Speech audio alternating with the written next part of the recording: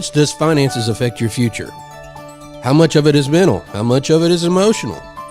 What if money was more about emotion and mental attitude than it is about what you actually do to get it?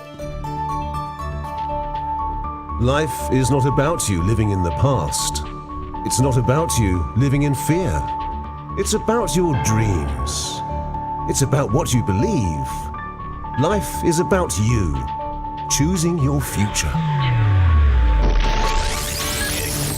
Lessons for the future begin here. Welcome to Choosing Your Future podcast. This is episode 031, Choosing Your Future, and we're going to talk about how finances affect your future. Of course, that's a no-brainer. Everybody knows, finances affect your future, but it's the issues of finances that affect our future.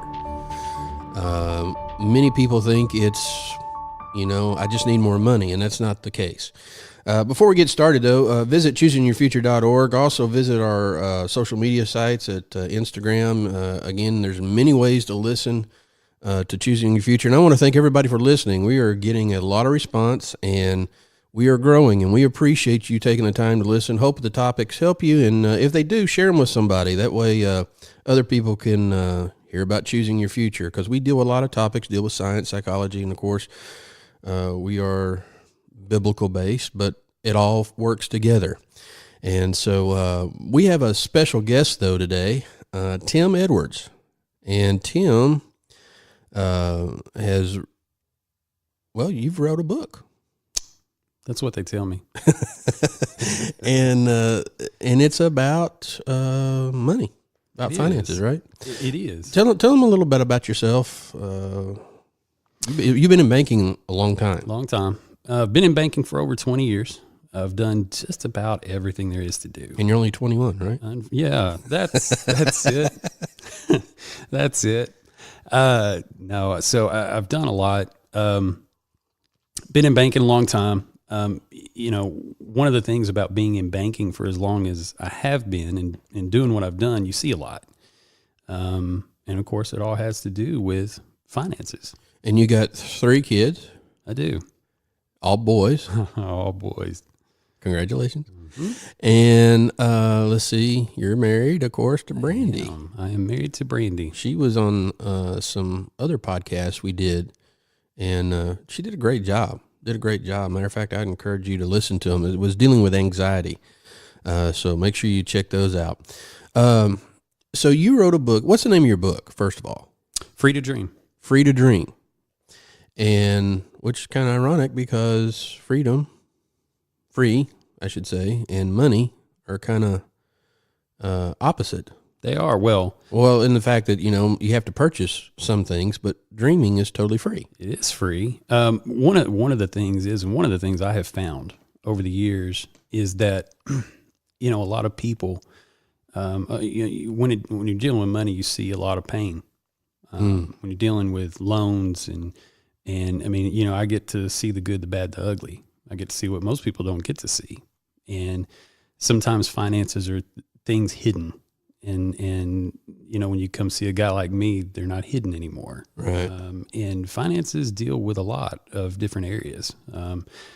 Stress, anxieties, a lot of different things, a lot of hurt. I've always heard it said, you can look at a person's checkbook and you know everything about their life. You know what they believe, what they think, Yes. If you look, of course, most people don't use checkbooks, but if you look at a bank statement now, Oh yeah, digital bank statement, you can tell a lot about a person. You pretty much know everything about them. Absolutely. I've told a lot of people this. I know I can pull your credit report and take a look at your credit report, and I can know just about everything there is to know about you in just a very short amount of time. You do a lot of speaking. I do. And you do it on this topic, and you do it to companies and... Yes. Yeah. And let me give you a little bit of background on that. So kind of where that started. Yeah. So, and this kind of is what has generated the book. When I was, of course, being in banking, I was actually kind of shy, to be honest with you. I didn't like talking in front of people, and they needed someone to teach a budgeting class at the financial institution where I worked. And I really didn't want to, but I thought, okay, sure, why not? So I used their material, and it was just your generic budgeting mumbo jumbo. Yeah. It was interesting. Everything changed that day. I went in, people come in, and as people would come in the room, they were coming to find an answer. And when they left that afternoon, they had no answers, and I could see it all over their face. And I did this about 2 or 3 more times, and it really began to bother me because these folks are needing something, and they weren't getting it from this material. And so I remember thinking that afternoon, of course, your best ideas are like, and I don't know why, it's like either in the shower, mowing the yard, whatever, most inopportune times. But I was actually mowing the yard, and, I'm thinking about the day, and I had taught a class and thought, man, what is the disconnect? Because there is such a disconnect. So what's the piece that's missing? And that's kind of where these ideas in this book, that's where these things came from. That's awesome, man. So let's get into the book a little bit. And you talk about 4 things, right? Mm-hmm. And the first thing is,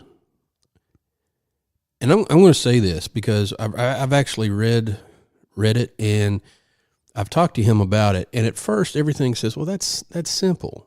But the more you think about it, it's actually kind of profound. This first thing is simple, but yet it's really complicated. Mm-hmm. It's kind of like an oxymoron. It's simple but complicated, and it's goals. The first thing you got to have is goals. Mm-hmm. And the problem is we don't really associate goals with money. Sometimes we do. We say, well, I want to retire at this age. That's a goal. Okay. Or I want to save up for that. That's a goal. But I think you take it from a little different approach. I do. Yeah. And one of the reason this is the first point in the 4 points is because it is the most crucial in some ways. With money, and I've often told people this, if you're budgeting for money reasons only, you're doing it for the wrong reason. And so what I mean by that is you have to have goals. You've got to have dreams. There's got to be something that you're shooting for. And if there's not, at the end of the day, and you're doing it for money only, it will fail. It's just a matter of time. So really, when we talk about goals, we're talking about purpose. Absolutely. We're really not just talking about just goals in itself. We're talking about a purpose in life. What's my purpose in life? Which causes me to make certain choices to say, okay, this is what I want to do with my life. Right. And this is what I have to do with money. Yes. Which is, by the way, amoral. Money only has identity to what you give it. Yes. I mean, you can do good with it, or you can do bad with it. It has no opinion whatsoever. It just does whatever you tell it to do. Correct. Right. And, I've often, I refer to it sometimes as, it's kind of like owning a business. So every employee you employ in that business has a purpose. They have a reason they're there. And your money is much the same way. Every dollar you make should have a reason to exist in your life. So it should be the things that you dream about. The money should be the thing that helps drive those, if you will, to get you where you're going. Those employees or those dollars should be working for you. And if they're not, you've got to reevaluate, okay, where am I going and what do I need to change? So when we say you got to have a goal, you got to have purpose. And here's the interesting thing about this. When most people get depressed, what do? Oh, absolutely. Spend money. They spend money. Oh, yeah. They spend it in excess on food sometimes. Yeah. Or they just go buy something to make them feel better. Yes. It's kind of like a temporary escape. It's a Band-Aid. Because we're dealing with some emotional issues here. Correct. And so I'm trying to escape and feel good. If I buy this, I'll feel better. Yeah. What you're doing is you're robbing of your existence and your purpose. You're saying I have no purpose, or I'm discouraged about purpose. I'm discouraged about existence. Yes, that's exactly it. So that's why goals are, I would say, pretty much important. They were very important. Yeah, and without it, I kind of relate it to this. It's almost kind of like it's kind of like a shotgun effect. I think sometimes people take a shotgun effect to their money and to their finances. They just and they hope they hit something. Whereas really we should be taking more of a sniper rifle type effect. That's the whole point. I mean, when you're sighting in a sniper rifle or a rifle period with a scope, whatever you put those crosshairs on is what you're going to hit. And I think sometimes with our finances, that's exactly what it takes. We have to hone those things in. We have to pull the horizontals in and out and the verticals in and out to make sure we hit our goal, hit our target. So when you're in your book, what do you tell people about getting goals? How do you how do you get them there? I think, one of the first things I do, and this is in the book when you read it, I encourage you to dream again. And it sounds so funny. You say, well, goals, dreams, what do those have in common? But they're very in common. You can't have one without the other. In other words, what do you want to accomplish? So what is it that you have set to accomplish, if anything? I mean, why are you sucking wind on this planet? Why are you here? Yeah. And that's kind of the deal is, what do you want to do? I had a lady one time, and I taught this class, used my material, taught this class, and it was interesting because she come in, she looked, I mean, you could tell she looked very bitter, looked very angry. Even her skin tone, and the way she looked, was and it was interesting when I taught this class, and at the end of the class, I always asked for questions, and she raised her hand. She said, "Hey, I got something to say." I said, "Yes, ma'am." And she said, "Young man, for the first time in 63 years, this actually makes sense."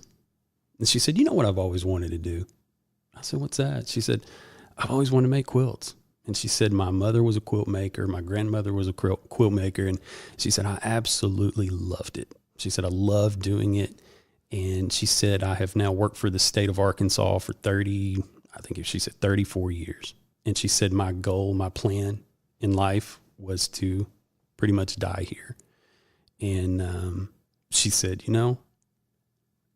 I think I want to start making quilts again. I said, "I think you should." Right. And so we talk a little bit. I went back for a follow-up about 3 or 4 months later and walked down the hall, passed this lady. I said, "Hello," kept walking. She said, "You don't even know who I am, do you?" And I'm sorry, I guess I don't, And she said, I was the lady that was in your class just a couple months ago. And she said, "I want you to know," she said, "I'm actually, that changed my life."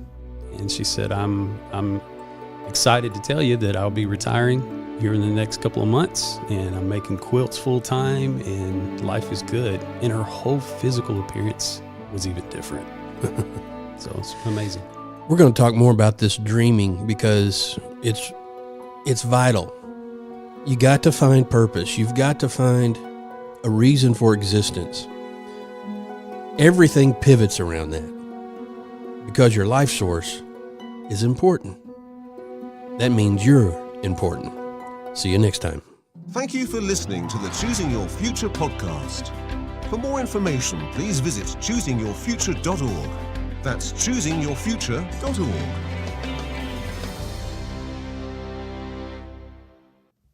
This episode of Choosing Your Future is brought to you by WriterLock. WriterLock.com.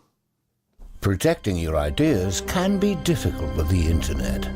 Whether you're a songwriter, inventor, author, or screenwriter, WriterLock brings security back into the hands of creators, letting you know who, where, when, and how people are listening and viewing your next big idea. Start sharing securely with WriterLock. Visit WriterLock.com.